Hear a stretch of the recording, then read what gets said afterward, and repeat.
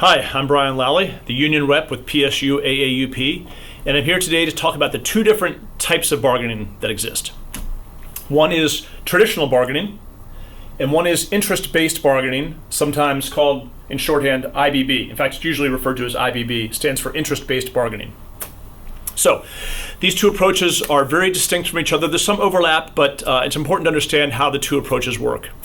So, traditional bargaining, that's where one side decides they want to see a change in a certain piece of the contract, and so they say cut and paste Article 5, and they create a document of that, and they change a couple of words around, delete some words, add some others, and then present that to the other side. And the other side takes a look at it and says, okay, we agree with this change here, but not this one over here, or we agree with that change, but we'd rather see the wording say this, and they give back a counter proposal.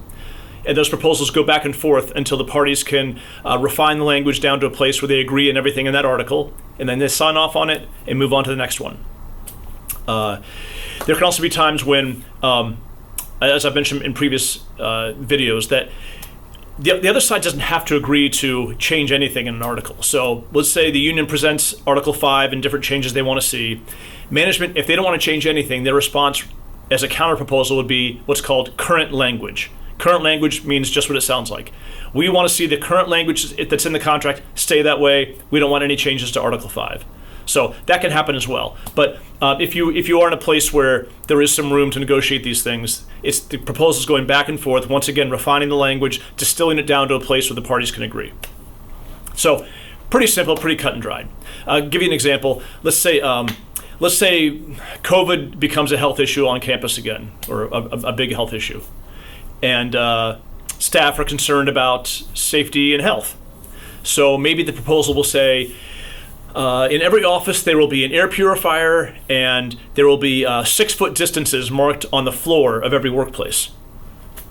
So management gets this and says, wow, well, tell me more about this. There's usually some discussion, and the union will say, well, hey, air purifiers will help with maybe having the COVID in the air, maybe it'll help filter that out. Having the 6-foot markings, we can keep our distance and be aware of how close we are to each other, etc. And management may say, well, we think it'd be kind of expensive to have the air purifiers. How about if we had an air purifier for every X number of square feet? Or how about if we did, so they might counterpose something a little bit different, and then you go back and forth again until you can find a place both sides are willing to agree to. So that's traditional bargaining in a nutshell. Interest-based bargaining is where you don't really exchange proposals. You talk about what you need, ideas about what you're looking for. So in the example I just gave around COVID, you wouldn't take a position like we want to see X, Y, and Z. What you'd say is we have concerns around the health and safety of employees, and we need to take some steps to address that. And that would be the interest. The union's interest is that the health and safety of the employees is recognized and dealt with effectively as this COVID problem has cropped up. Then management would talk about their interests. Their interests might be there may be some overlapping interests. I mean, they also are concerned about the health and safety of employees, but they may have an economic concern, so whatever steps are taken, they're economically viable and can be replicated across all workplaces, so there's fair treatment, things like that. So the parties kind of go back and forth listing what their interests are under the issue of health and safety.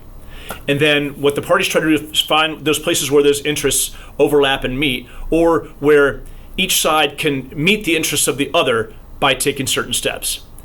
This may sound like it's traditional bargaining just from a more 30,000-foot level, and in some ways maybe it is, but really it's more about the parties engaging with each other in a more conversational way. Traditional bargaining tends to be more the exchange of the proposals. There are questions asked and there's explanations given, but there's not a whole lot of back and forth going on for the parties to come to an understanding of why they're looking for the things they want, why it's meaningful. So interest-based bargaining is designed to get more to those kind of core needs and why they're there, and then based on you having those conversations, starting to develop what are some options. If these are our interests, kind of the interests of both sides, what are some options that we can come up with that would meet these interests in an effective way?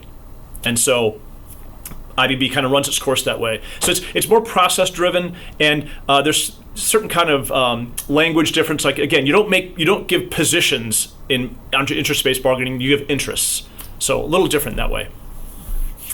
Now, one thing about interest-based bargaining is it often isn't real effective with the hardcore economic issues like cost of living increases, healthcare, things like that. So oftentimes, parties will do IBB for most of the process, and then when it gets to the economic stuff, they will then transfer to traditional bargaining. So you can kind of do both in the same contract bargaining, but at different phases, you might use different approaches. So hope this has been helpful. See you next time.